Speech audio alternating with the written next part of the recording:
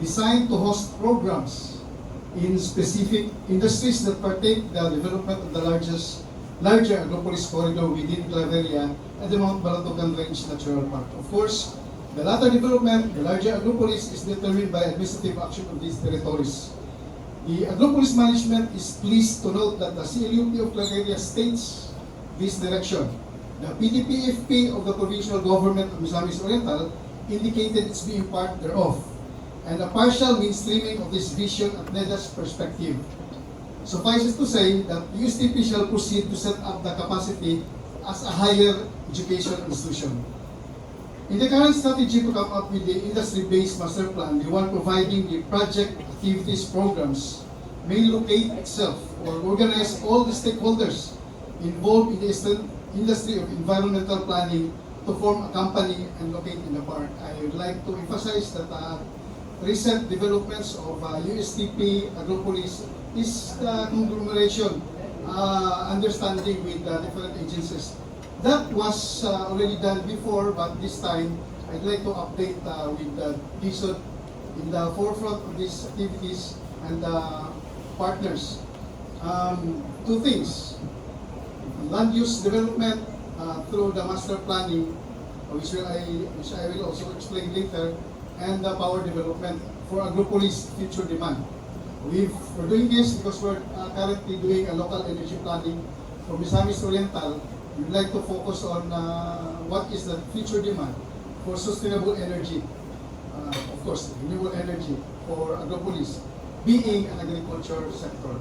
As a quick background, Agropolis was established as a mandate of, I'll skip this one, 919, and then we dovetailed. There was a presentation within our MOA in March of 2021, presentation of the CADP, Convergence Area Development Plan, which is an inspiration for us to really push on the integrated development planning. Recently, I was invited to Magsaysay. They're also establishing grand plans and focus on what they have to present in tourism. The regional director, si Bing Unchuan, was there, and that they are on digital nomads. So I was hoping that I will be a resource person for Agropolis, but all questions were asked about power development. Business establishment were crying, literally. One establishment cried, owner cried there because they have low voltage. So instead of about technopark or economic zone development, sa power tanong atong. And then common factor. Itong mga speakers dito, ang mga boss nila from Magsaysay. Si Pungas President from Magsaysay. Anyway, the point is the collaboration that has been discussed is also about this one. Even if we are in the verge of moving forward to establish our own technopark, there are developing technoparks through which we can collaborate in. Claveria is the food basket of Misamis Oriental. The SMT part of USTP should take cognizance of the embedded agriculture industry, including the watersheds held as presented in the Convergence Area Development Plan. Agropolis simply means agriculture or food safety. A place capitalizing abundance of the same which needs to be sustained through science and technology input brewed by a research and development innovation institution. Thus, the concept of Agropolis Hub within the campus of the USTP Claveria, particularly in the Lupok Farm in Anil. We move forward for the assignment to establish the Agropolis or the SLT Park through the December 2020 Memorandum of Understanding. Much of the principle of pushing through our establishment is that we should collaborate. We should answer the societal problems. So how we should do that? To be relevant, we should be in partnership with different stakeholders. Be they in the agricultural industry or any programs within the Claveria. Thus, on March 2021, it strengthened the MOU and identify USTP Claveria campus by the innovation stakeholders to host the academic industry developments. Major provisions are the MOU entered into December was further strengthened by the MOA in March 2021, a date almost following the same date of launching the Convergence Area Development Plan by the Provincial Government of Misamis Oriental, the PGMO. Further, identifying the significantly fast-paced business development of the renewable energy sector and the pressing need to address the high cost of electricity. A consortium was organized by AMOA in December 2021, dubbed as the Agropolis Renewable Energy Institute, or the Agri-Energy. So this is an innovative process that we did. There is no immediate investor with whom we can partner with and invest in what we are doing. So what we did is group into a consortium all the stakeholders who have problem and who are presenting, who are advocating in renewable energy, and form the Agropolis Renewable Energy Institute, thinking that this innovative way will form into a locator. If that is the understanding at present of the common understanding in the university, be that as it may, will pave the way to have a locator out of this conglomeration. Point of case is the LMFIC. My opinion is that the only to ripen so an independent locator being based in the Cagayan campus. The Cagayan campus not being a technopark is that have its own juridical personality. It registered. Others, some of us think of it as foundation, but legal process refer to it as a non-profit. And we are allowed as a government to do that because after all, what we can reap as a return can be siphoned, can be delivered to what our mandate is all about in higher education institution. The guiding principle in the establishment of the Agropolis Corridor and the hub are the attainment of food security and acceleration of agricultural growth and rural development in northern Mindanao. 11 minutes na. Sige na lang. Meaning, these are all general presentations of our principle in coming up with the Agropolis. We take into focus on priority development planning. In Magsaysay, the other day, all agencies, the UST, DDI, talk about integrating all our plans. I think this is an area which we can capitalize in order to move forward. Meaning, each who has a need in this particular industry, an industry defined not as a manufacturing or a factory, but a chain of production, industry of renewable energy, industry of master planning, industry. So meaning to say, if you have something out of it, you contribute so that you can address your own need and come up with a conglomeration or a consortium so that altogether we can integrate our plans and address as one our common problems.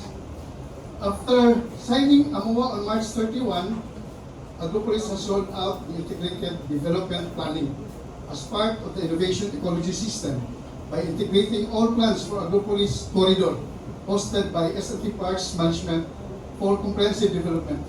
This involves USTP as both host and a stakeholder in the larger ecosystem. I would like to repeat and with emphasis that perspective the USTP develops its SLT Park within and on its own and looking forward as presented by the President in the deluxe workshop of ours with Yusuf in the larger corridor, larger area of Agropolis.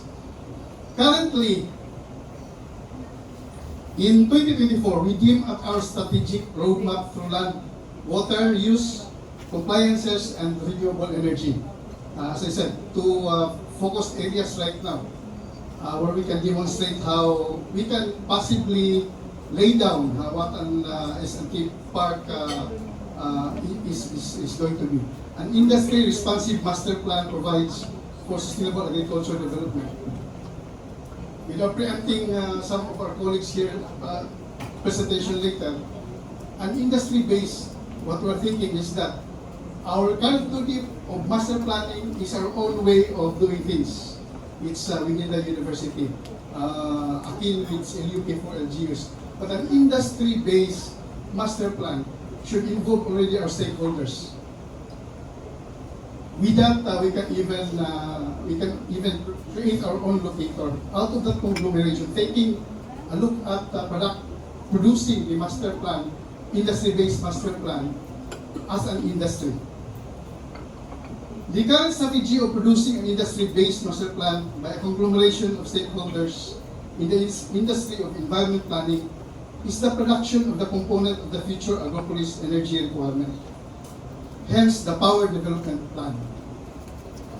As the agri-energy was started, it may now subsume the current local energy planning with the Philippine Movement for Climate Justice. We have an undertaking with that institution, and we are doing renewable energy and investment planning for the province with PGMO, with the leadership provided by our governor, Peter Onabia, the Institute of Power Sector Economics, and the USTP CDO Campus Administration. This current conglomeration will be steered to become a distinct industry player that may be based in the park. The facility of such distinct industry player turned a business company and become a locator, maybe a laboratory for USTP students and faculty in subjects that delve into the intricacies of environmental planning in the power sector. This strategy is calibrated to address all stakeholders in pushing towards sustainable power systems. Similarly situated in the production component, the major aspect of an overarching plan of the larger Agropolis is that of the development of the hub.